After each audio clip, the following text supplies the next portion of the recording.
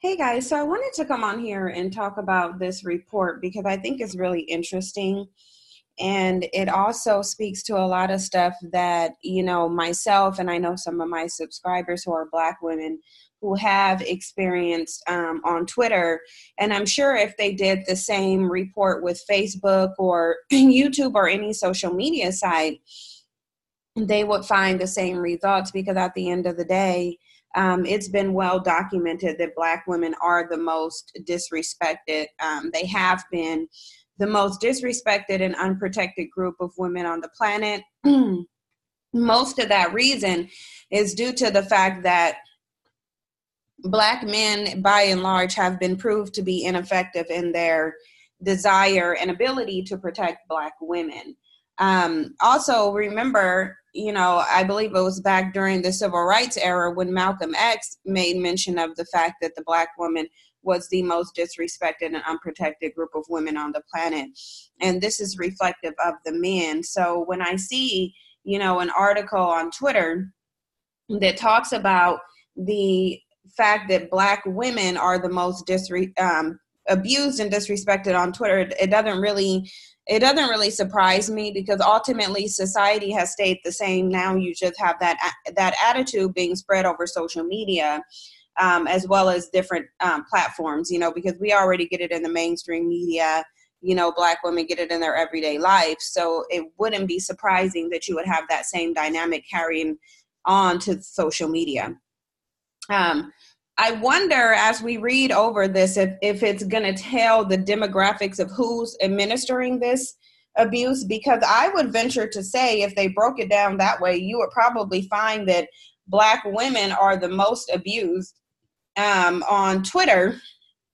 And a lot of that has to do with Black men. But let's just get into the site. Let's just get into the story. But it says women of color have long told the world that racism and misogyny are interlinked on Twitter. A new Amnesty International report further supports the point, revealing that Black women are 84% more likely to face abusive or problematic tweets than white women on the site. Now, the thing is, there's a psychology to this, though, because white women have global protection. They have global protection because the white man is in a position of dominance. So not only do you have her, known as, or said to be known as, the most fragile, and you have her seen as not only the most fragile, but you do have her seen as like the damsel in distress, to the degree to where you'll have all races of men defending white women and issuing protection to white women, whereas they will openly attack Black men. Now, a lot of that is because they know that they have consequences for that. A lot of that is also due to their perception of the white woman. So this is twofold when you think about it. But if you feel like there's a vulnerable group of people and you can pick on them, of course you're going to administer the most abuse towards their way because they're unprotected. It's the same dynamic of a bully. It says the statistics come from the Amnesty International's Troll Patrol report, which studied tweets from 2017 sent to 778 women in the U.S. Congress, UK Parliament, and journalists at both left and right-leaning publications. Serving as a follow-up to Mark's toxic Twitter report, Amnesty International teamed up with the AI product company Element AI to analyze two sample tweet sets. A group of 6,500 volunteers analyzed 228,000 tweets for abusive or problematic content. Now, this is where you guys, whenever I look at statistics, I tell you guys the population size. I tell you what's most important in any of these studies and data is the population size. So as you see, they're doing a size of 228,000 tweets, okay? So that's a significant amount of tweets that you can judge by to be reflective of what's going on there. Now, they said there's about 14.5 million tweets sent to the 778 women in the study. And so they're trying to build a comprehensive database to give you the most accuracy that they can. But it says while 1,000 tweets were sent over to 3 experts on violence and abuse to gauge their opinion, from there, Elements AI was able to use a database excerpt to analyze 14.5 million tweets sent to 778 women in the study, building a database to better understand the content. So as you see, they're using a lot of tweets, 14.5 million tweets. That is a lot. For the sake of Amnesty International study, abusive tweets violate Twitter's own rules and include content that promotes violence against or threats to people based on such qualities as religion, race, ethnicity, sexual orientation, or gender identity, among other identifiers. A problematic tweet, on the other hand, consists of hurtful or hostile content that doesn't necessarily qualify as abuse, even though it may reinforce negative or harmful stereotypes against a group of individuals, effectively silencing an individual or group of individuals. It says, based on the findings, Elements AI approximates that 1.1 million abusive or problematic tweets were sent to the female journalists and politicians in this study, averaging one toxic tweet per every 30 seconds. Black women were 84% more likely to face abuse than white women, with 1 in 10 tweets sent to Black women labeled abusive or problematic. In comparison, white women received only 1 in 15 hostile tweets. Women of color as a whole were 34% more likely to face abusive or problematic tweets over white women too, pointing to a much larger issue with how much racism and misogyny intersects on Twitter. The study also found that Latinx women were 81% more likely to receive specific physical threats than white women, even though I don't know a Latinx would. I think that when they say Latinx women, they mean the Black and mixed Latina women, because you have white Latinas and they're just white, so therefore they're lumped in with the white category.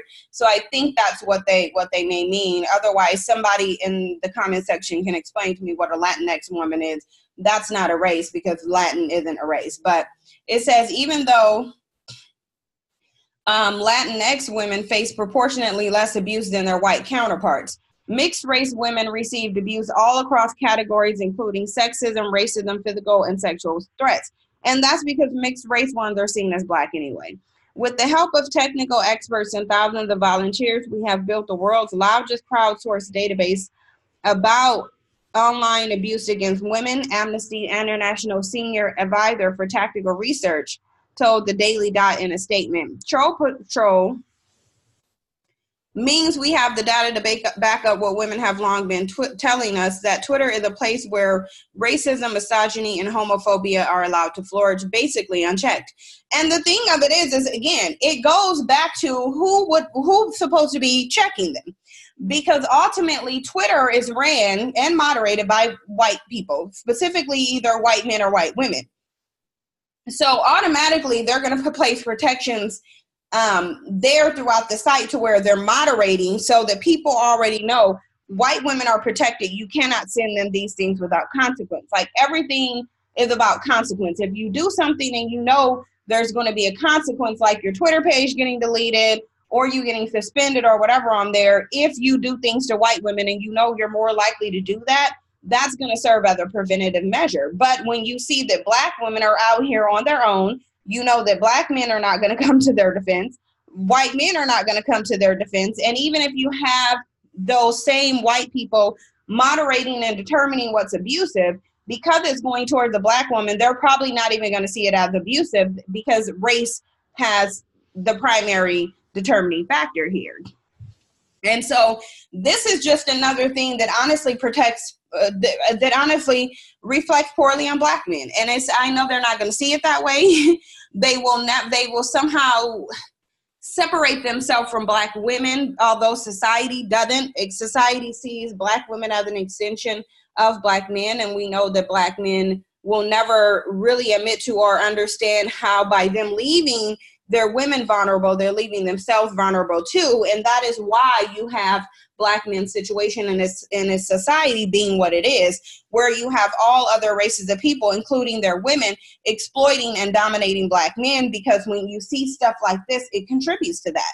And they won't understand that, but we can look at that as the reason why they're in the situation that they're in now. And it's not changing, because when you just don't understand how certain social dynamics play out and how your women is a reflection of you, and how you need to show that you respect your women, therefore you respect yourself, then, you know, you continue to experience things in, you know, in society. But if you guys want to continue to read over this, you can. There's not more of it left, but I kind of wanted to give you guys just the gist of it.